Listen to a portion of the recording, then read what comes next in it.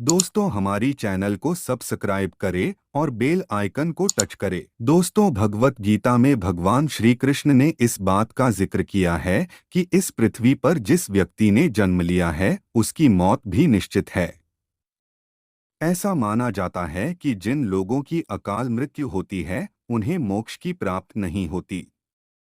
दोस्तों अकाल मृत्यु क्यों होता है? अकाल मृत्यु की बाद आत्मा का साथ किया होता है। दोस्तों इस वीडियो को पूरा देखिए। दोस्तों अकाल मृत्यु क्या होती है अर्थात किस तरह की मृत्यु को गरुड़ पुराण में अकाल मृत्यु की श्रेणी में रखा गया है। क्या मायला।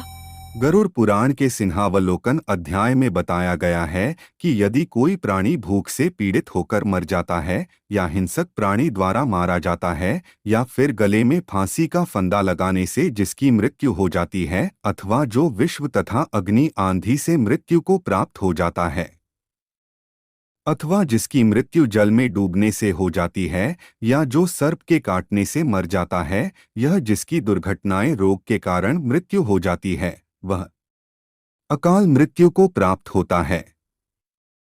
लेकिन दोस्तों गरुड़ पुराण में आत्महत्या को सबसे निंदनीय और घृणित अकाल मृत्यु बताया गया है।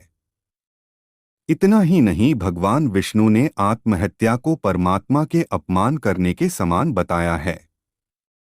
साथ ही गरुड़ पुराण में विष्णु ने बताया है कि जिस मनुष्य अथवा प्राणी की मृत्यु प्राकृतिक होती है वह 3-10-13 दिन के अंदर दूसरा शरीर धारण कर लेती है, किंतु जो व्यक्ति आत्महत्या जैसे घृणित अपराध करता है उस प्राणी की जीवात्मा पृथ्वी लोक पर तब तक भटकती रहती है जब तक वह प्रकृति के द्वारा निर्धारित अपने जीवन चक्र को पूरा नहीं कर लेता। ऐसी जीव आत्मा को ना तो स्वर्ग लोक की प्राप्ति होती है और ना ही नरक लोक की जीव आत्मा की इस अवस्था को आगति ही कहा जाता है। इसलिए गरुड़ पुराण में बताया गया है कि आत्महत्या करने वाली आत्मा अकाल मृत्यु को प्राप्त होने वाले सभी आत्माओं में सबसे कष्टदायक था पहुंच जाती है और अकाल मृत्यु को प्राप्त करने वाली आत्मा अपनी तमाम इच्छा हो या नहीं, भूख प्यास संभोग सुख राग क्रोध दोष लोभ उपासना आदि की पूर्ति के लिए अंधकार में तब तक भटकती रहती है जब तक कि उसका परमात्मा द्वारा निर्धारित जीवन चक्र पूरा नहीं हो जाता।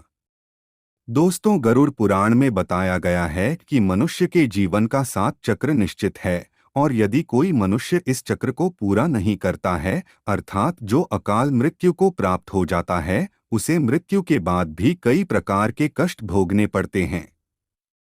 परंतु सबसे पहले ये जानना आवश्यक है कि अकाल मृत्यु क्या होता है अर्थात किस तरह की मृत्यु को गरुड़ पुराण में अकाल मृत्यु की श्रेणी में रखा गया है।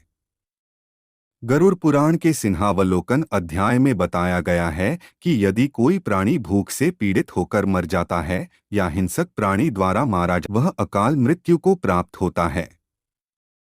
लेकिन दोस्तों गरुड़ पुराण में आत्महत्या को सबसे निंदनीय और घृणित अकाल मृत्यु बताया गया है। चलिए जानते हैं कि अकाल मृत्यु के बाद कौन सी आत्मा किस योनि में भटकती रहती है। गरुड़ पुराण में बताया कि जो पुरुष अकाल मृत्यु को प्राप्त करता है तो वह भूत प्रेत पिशाच कुष्मांडा ब्रह्मराक्षस बेताल क्षेत्रपाल योनि में भटकता रहता है। जबकि कोई श्री अकाल मृत्यु को प्राप्त होती है तो वह भी किसी तरह की योनि में भटकती रहती है, लेकिन उसे अलग अलग नामों से जाना जाता है। जैसे कि यदि कोई नवयुग की स्त्री या पुरुष अकाल मृत्यु को प्राप्त होती है तो वह चुड़ैल बन जाती है।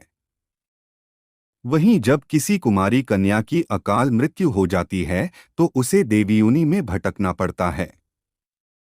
इन सब के अलावा गरुड़ पुराण में अकाल मृत्यु के कारणों से मृत आत्मा की शांति हेतु कई तरह के उपाय बताए गए हैं।